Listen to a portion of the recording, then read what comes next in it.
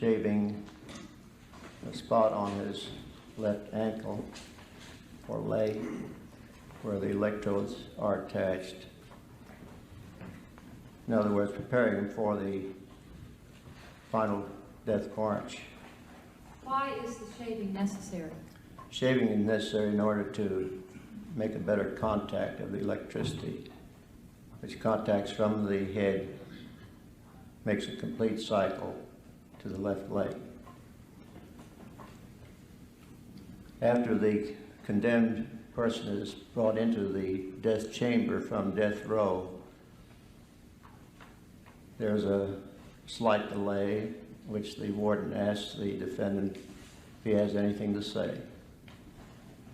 In some instances, they make a last statement. Some instances, they do not. And then the warden says, "Have a seat, please." And he doesn't say that facetiously. He says it seriously, because it is serious business. And the defendant is, in some cases, escorted to the electric chair, which is just a few feet away. In some instances, the person walks to the chair and sits down on his own power. He's strapped in the chair. The electrodes are affixed. And this all takes about a minute and a half. Then the executioner walks to a little room behind the electric chair, which is the power room. And the first charge of electricity, which is 1800 volts. This causes the body to lift up several inches from the chair in which he is strapped in. Causes the veins to pop out, his neck and his hands, his face turns purple. In some instances, there's an odor of burnt flesh.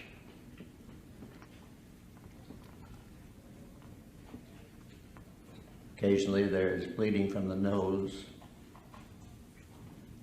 A piece of cotton is placed under the mask, which hides the face, to catch the dripping of the blood. And then there's a second charge of electricity, which is of a lower voltage, about 400 volts.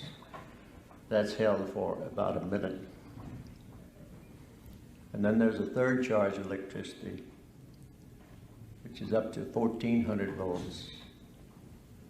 And this is held also for about a minute.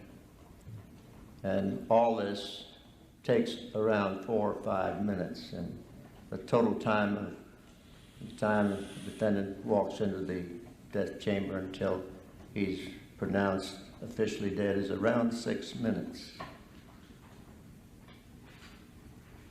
And then the body is unstrapped, is placed on a hospital bed and wheeled out to a waiting ambulance.